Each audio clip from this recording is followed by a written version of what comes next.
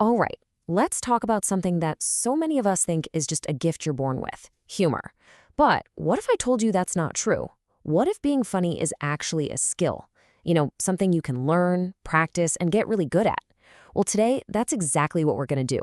We're going to break it down and give you the tools to make it happen. Come on, you've been there, right? You're hanging out with friends, everyone's laughing, and you're just sitting there racking your brain for that one perfect witty thing to say. But nope, nothing. It's a super common feeling that wish that you could just be a little quicker, a little funnier in the moment. And there's a really good reason we want to be funnier. It's not just about getting a laugh. Humor is basically a social superpower. I mean, studies have shown that people with a good sense of humor are seen as smarter and even more attractive. And maybe most importantly, it's one of the fastest ways to build trust and really connect with people. Okay, so this is the part where we have to blow up a huge myth. That idea that you're either born funny or you're not, it's just not true. The reality is that humor is a skill. Seriously, it's like learning to play the guitar or speak another language. It has patterns, it has structures, and you can absolutely learn how to do it. So what's the secret sauce? Well, at its very core, almost all humor boils down to a surprisingly simple formula. It's all about taking two ideas that have no business being together and then smashing them into each other in a surprising way. That little jolt of surprise, that aha moment in your brain, that's what triggers the laugh. So here's our game plan. First, we're going to really nail down this idea of humor as a learnable superpower. Then we're diving into 4 specific styles you can start using right away: misdirection, self-deprecation, topical humor, and affiliative humor. And at the end, we'll pack it all up into your very own humor toolkit. So let's really get into this. Let's start by thinking of humor not as some mysterious talent, but as a superpower you can develop. The 4 styles we're about to cover, these are the tools for your new toolkit. Each one is designed for a different job, a different social situation. Once you know how they work, you'll start seeing opportunities to use them everywhere. Okay, let's open up that toolkit and pull out our very first tool. This one is an absolute classic. You see it everywhere, from stand-up comedians to the funniest people you know. It's the art of misdirection. So, what is misdirection? Well, it's exactly what it sounds like. You lead someone down a totally predictable path. You get them thinking they know exactly where you're going. And then, bam, you take a sharp left turn. The comedy, the laughter, it all happens in that space between what they expected you to say and what you actually said. Here's a perfect example.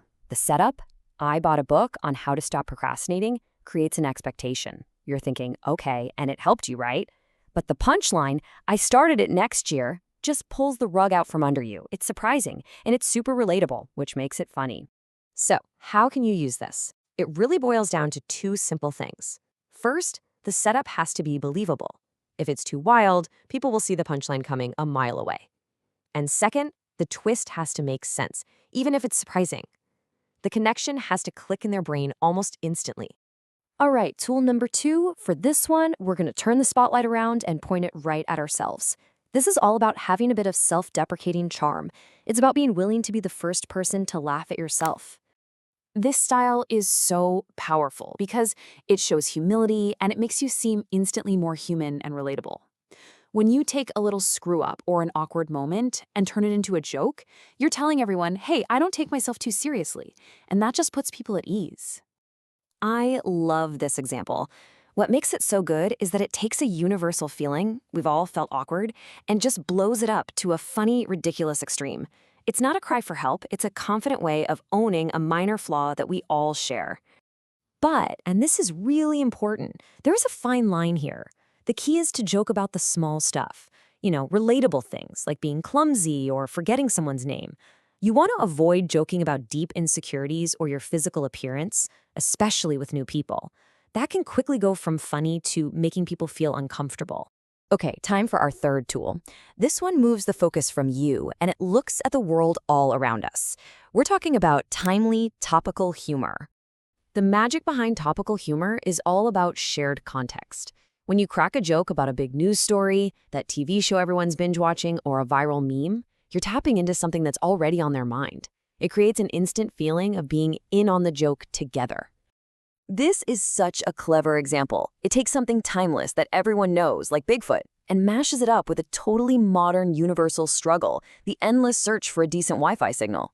It's that unexpected connection between the old and the new that makes it so funny. So if you want to nail this style, just remember 3 things. 1. Use topics that pretty much everyone will know. 2. Keep it fresh. A joke about last month's meme is already old news. And 3.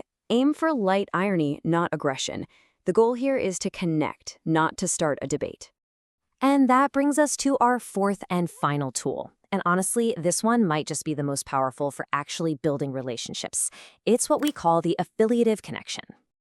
See, affiliative humor isn't really about getting a huge laugh. It's all about making people feel closer. It's that we're all in this together kind of joke. It's positive, it's inclusive, and it works by pointing out a shared experience you're all going through. This is such a perfect example. It's not making fun of anyone. Instead, it's creating a little team. It's you and your friends against the common enemy, this impossible exam. It's a joke that basically says, I'm with you, and we're going to survive this together. So there you go, 4 awesome tools for your new humor toolkit. You've got misdirection for creating surprise, self-deprecation for being relatable, topical humor for being relevant, and affiliative humor for creating connection. Let's just pull this all together. Misdirection, that's your go-to for telling a great, surprising story. Self-deprecation, perfect for breaking the ice or easing tension. Topical humor, that's how you jump into a group chat with something relevant. And affiliative humor, well, that's your secret weapon for turning acquaintances into actual friends. You know, when it's all said and done, there's one big thing to remember. Getting a laugh is awesome, don't get me wrong, but the real superpower of humor isn't about being a comedian. It's about connection. Every single one of these tools, when you use them right, is a way to build a bridge to another person. This isn't just some abstract idea. It's a skill that can literally make your day-to-day life and the lives of people around you just a little bit brighter. So the only real question left is, whose day are you going to brighten first?